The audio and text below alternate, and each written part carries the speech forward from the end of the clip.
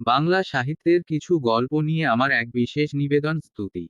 আপনারা শুনছেন স্তুতি, আমি সৌরভ বেজ আজ নিয়ে এসেছি আপনাদের জন্য একটি নতুন ঈশপের গল্প ঘোড়া ও সহিস।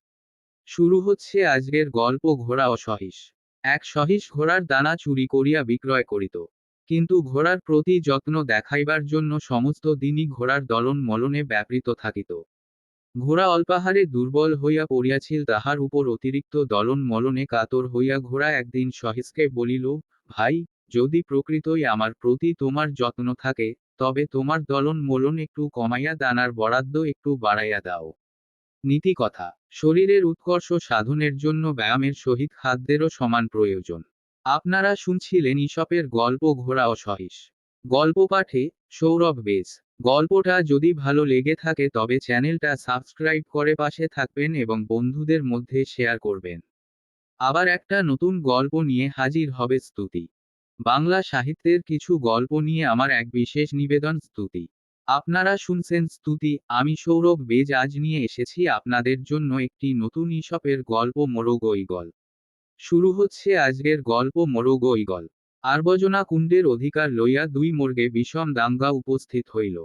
বহুক্ষণ লড়াই করার পর একটা মোরগ ক্ষতবিক্ষত দেহে পরাজিত হইয়া পলায়ন করিল এবং আপনার ঘরের এক কোণে গিয়া লুক্কায়িত হইল।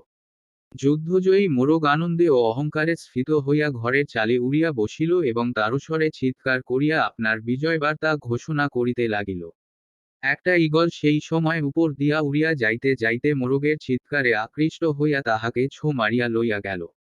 তখন পরাজিত মোরগ আপনার গাত্রজ্বালা ভুলিয়া গোপন কোণ হইতে নিষ্ক্রান্ত হইল এবং স্বচ্ছন্দে আর্বজনা কুণ্ড অধিকার করিল।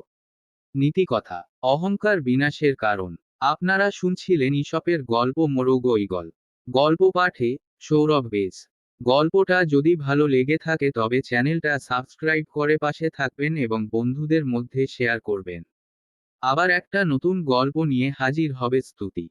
বাংলা সাহিত্যের কিছু গল্প নিয়ে আমার এক বিশেষ নিবেদন স্তুতি।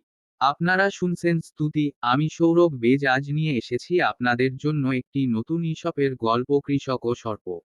শুরু হচ্ছে আজকের গল্প কৃষক ও সর্প। কোনো এক বৎসরে অত্যন্ত শীত পড়িয়াছিল। এক কৃষক ক্ষেত হইতে বাড়ি ফিরিবার সময় দেখিল, একটা সাপ শীতে আর্ষ্টমৃত প্রায় হইয়া আলের ধারে পড়িয়া আছে। তাহার অবস্থা দেখিয়া কৃষকের দয়া হইল। সে সাপটাকে বুকের উপর তুলিয়া লইয়া বাড়ি আসিল এবং উনুনের কাছে গরমে রাখিয়া দিল। আগুনের তাপে সজীব হইয়াই সাপফনা ধরিয়া কৃষকের সন্তানদিগকে দংশন করিতে উদ্যত হইল। তখন সেই কৃষক কুঠার দ্বারা তাহাকে দ্বিখণ্ড করিয়া বধ করিয়া বলিল, আমি যেমন নির্বোধের মতো খলকে দয়া করিয়াছিলাম, তাহার উপযুক্ত শিক্ষা পাইলাম। নীতিকথা, যাহারা উপকারের পরিবর্তে অপকার করে তাহাদের বিনাশ নিশ্চিত। খল উপকার পাইয়াও বশীভূত হয় না। আপনারা শুনছিলেন ঈশপের গল্প কৃষক ও সর্প। গল্প পাঠে সৌরভ বেজ। গল্পটা যদি ভালো লেগে থাকে তবে চ্যানেলটা সাবস্ক্রাইব করে পাশে থাকবেন এবং বন্ধুদের মধ্যে শেয়ার করবেন। আবার একটা নতুন গল্প নিয়ে হাজির হবে স্তুতি। বাংলা সাহিত্যের কিছু গল্প নিয়ে আমার এক বিশেষ নিবেদন স্তুতি। আপনারা শুনছেন স্তুতি, আমি সৌরভ বেজ আজ নিয়ে এসেছি আপনাদের জন্য একটি নতুন ঈশপের গল্প ইঁদুর ও ব্যাঙ। শুরু হচ্ছে আজকের গল্প ইঁদুর ও ব্যাঙ। প্রাদুর্বস্থায় পড়িয়া এক ইঁদুর এক ব্যাঙের সহিত পরিচয় করিল এবং দুই বন্ধুতে মিলিয়া জীবিকা উপার্জনের আশায় বিদেশে যাত্রা করিল। ব্যাঙ বলিল, বন্ধু, একটা দড়ি দিয়া তোমার কোমর আমার কোমরের সহিত বাঁধিয়া দিয়েস। ইহাতে আমরা সর্বদা একত্রে থাকিতে পারিব এবং আমি তোমাকে সতত রক্ষা করিতে পারিব। ইঁদুর নূতন বন্ধুর প্রণয়ের পরিচয় পাইয়া মুগ্ধ হইল এবং ব্যাঙের প্রস্তাবে সম্মত হইল।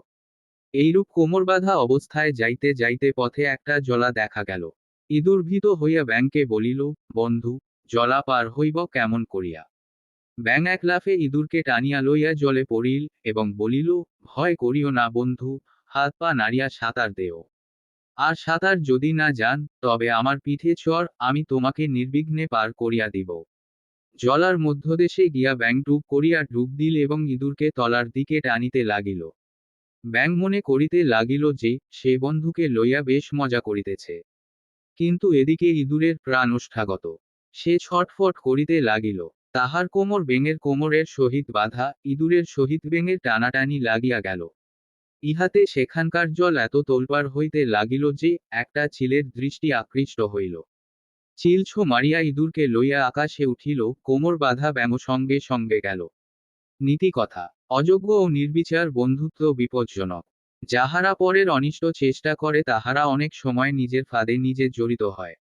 আপনারা শুনছিলেন ঈশপের গল্প ইঁদুর ও ব্যাঙ। গল্প পাঠে সৌরভ বেজ। গল্পটা যদি ভালো লেগে থাকে তবে চ্যানেলটা সাবস্ক্রাইব করে পাশে থাকবেন এবং বন্ধুদের মধ্যে শেয়ার করবেন। আবার একটা নতুন গল্প নিয়ে হাজির হবে স্তুতি।